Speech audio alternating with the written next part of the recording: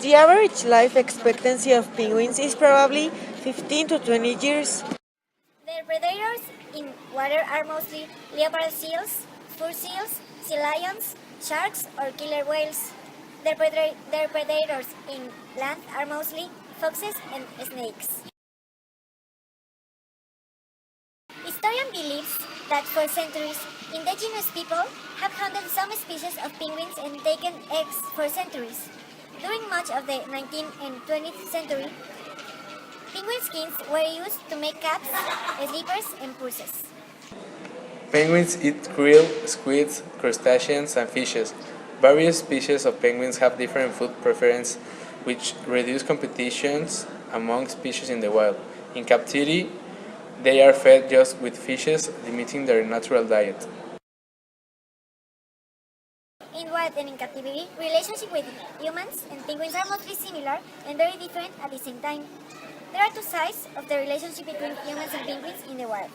On one side, there are those humans that are responsible for the destruction of penguins for their own gain, at hunting them for different reasons, as their skin, to eat them, or to use the oil of their tails as a resource.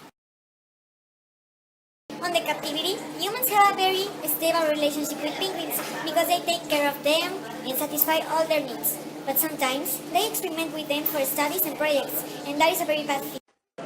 Where there are bad news, there are good news too, as that all 18 species of penguins are legally protected from hunting and egg collecting because at least 10 of the 17 species are considered at risk. The Antarctic Treaty was signed by 12 nations in 1959 and reauthorized in 1991 to protect Antarctica and preserve its living resources. The treaty makes it legal to harm or in any way interfere. Average, giraffes live 45 years, but in captivity, that average decreases, being 39 years the maximum they can live.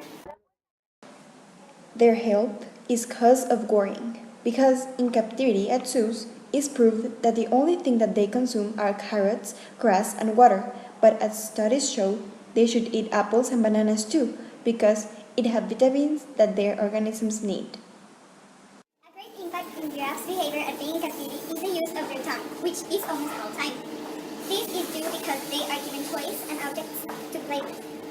Because in the wild, they have a need to use their long tongues for feeding and drinking. So in captivity, they need to do things with it to keep it occupied. But that affects their energy.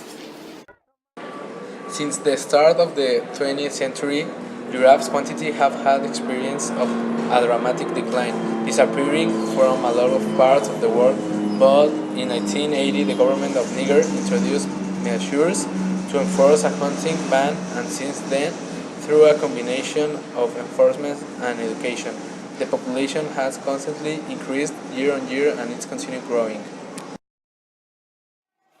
We think that animals should be free because we love them and they have to be in their natural habitats and have their own space.